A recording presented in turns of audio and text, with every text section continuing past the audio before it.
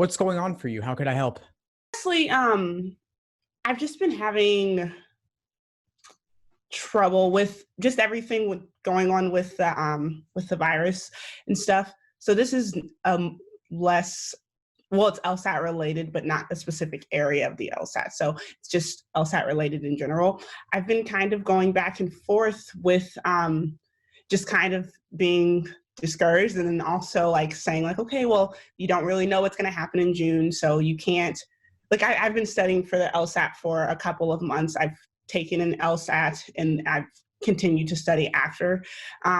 However, I'm just terrified because I've been studying to go to law school in the fall. And so it would really suck, I guess, if I weren't able to go to law school in the fall.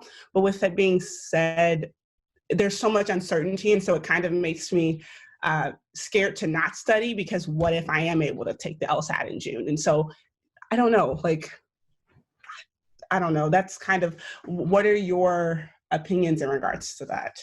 First off, I totally hear where you're coming from. I mean, everything in the LSAT law school world, as well as the world in general right now, is kind of in limbo or in a holding pattern where we don't really know what's going to happen next. At the same time, though, there's no downside to being ready for the LSAT too early. Mm-hmm. I don't see a world in which even the June LSAT is administered in person. I think July is a bit more likely to happen, either in person or online.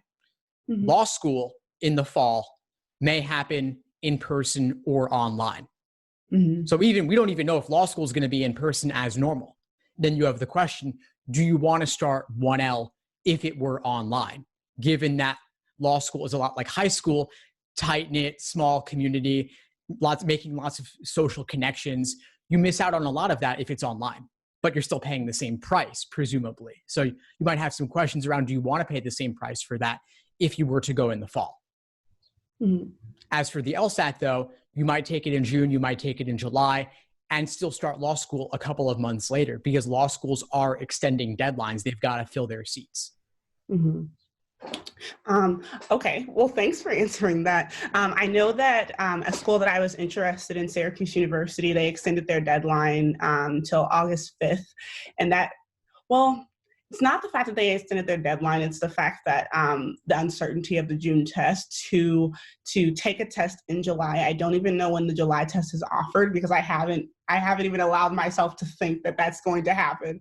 So I haven't done the research, but it usually takes about 15 days to get your score back from when you take the test, and that will like 3 weeks to get your score back when you take the test. And just to, if you were to apply by that deadline and be accepted, like how quick of a turnaround, like you would need to pay deposits, find housing, and all these things before the beginning of the semester, which I don't know about you, but like going to college was hard enough trying to figure that stuff out. And so not having the security of like being able to live in a dorm for some places, or, you know, not being able to find dorm housing depending on how many students they have in their undergraduate, that also like, there's just so many like things. You may have to find your own housing and all these different things that are kind of scary.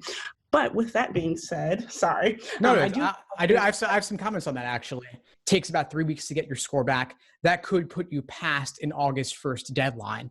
Mm-hmm. But law schools will do what they have to do. If the June LSAT doesn't even happen and the July is the next one, they're going to wait for scores to come back. They're going to move their deadlines. They're going to give the wiggle room, whatever it takes.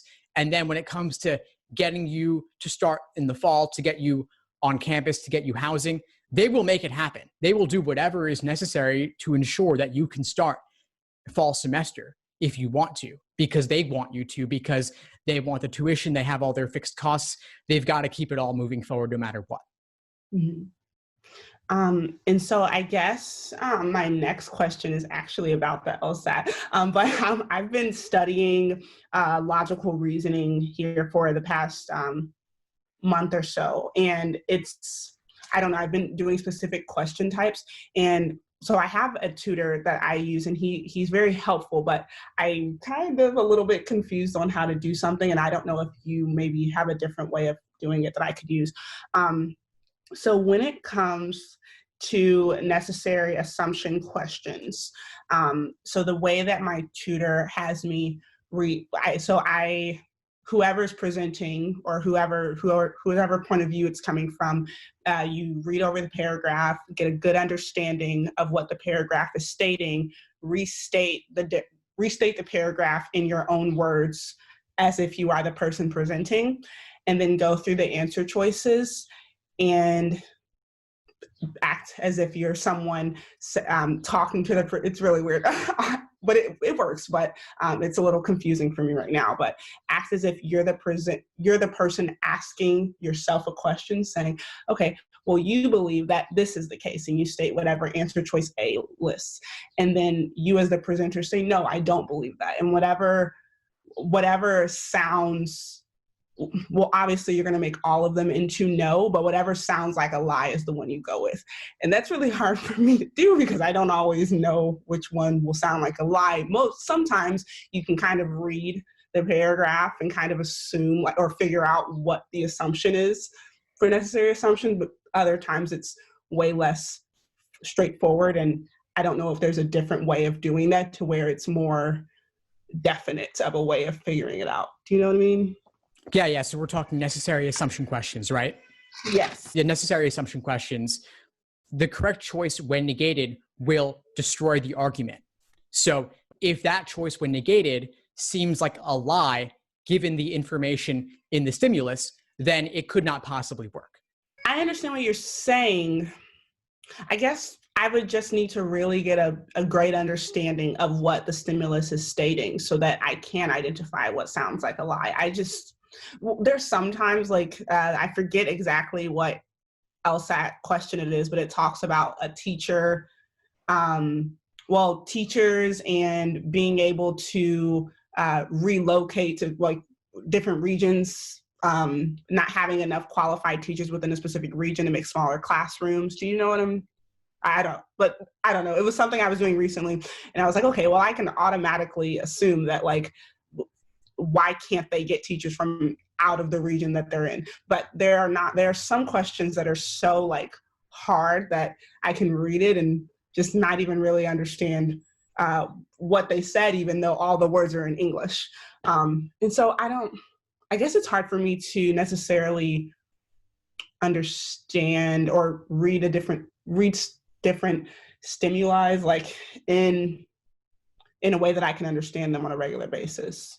Yeah, well, I like the idea of making it real world relatable, like you were having a conversation with somebody. So reframing it, paraphrasing the stimulus in your own words, that's always going to be a good step to take. For any question you get wrong, for anything that gives you trouble, as part of your review process, articulate it for yourself. Write it out, talk it out with a friend or a coach or a tutor, explain it to yourself, explain it the way you would explain to a 5-year-old. So really dumb it down and simplify it. If you can't explain it simply, then you probably don't get it well enough. And you want to do all this without even looking at the stimulus. So you read it, then you flip it over, you put it aside, and you ask yourself, can you articulate it in your own words? Yeah. Then the lie part, the negation test, that certainly works. So the correct choice when negated will destroy the argument. It could not possibly be true given the information in the stimulus. Okay. Direct conflict in a sense. Okay. I guess just right now it's taking me, I know there's still months until the June LSAT, but it's just the time that it takes to do that.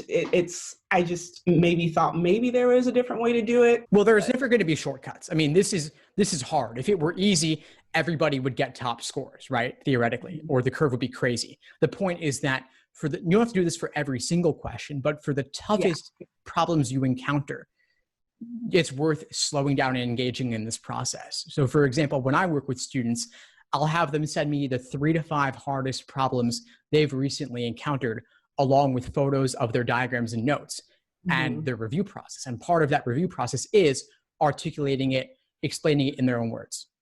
Yeah. So not for everything, but for the toughest ones, it's worth doing. And if you really want to get in depth with your review, let's say you do a practice test for every question you get wrong, and then all the ones that give you trouble, that could be 20 or 25 questions. This could take hours. But if it helps you avoid making the same mistakes again, it's worth it.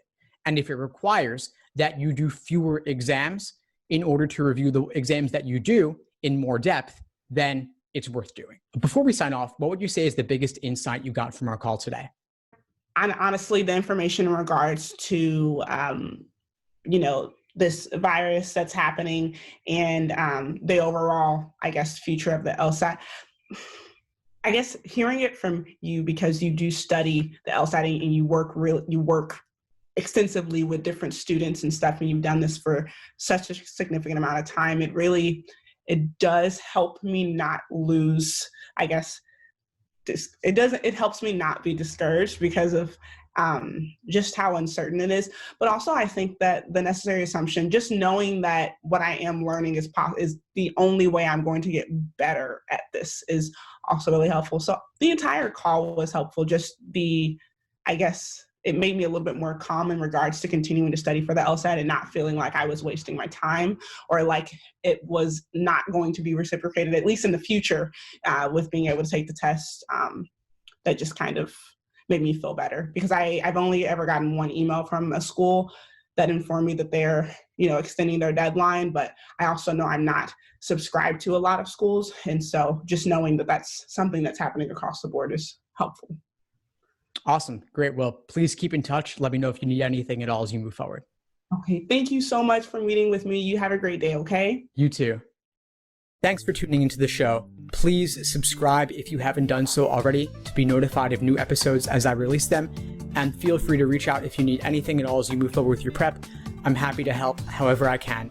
In the meantime, I'll wish you all the best and take care.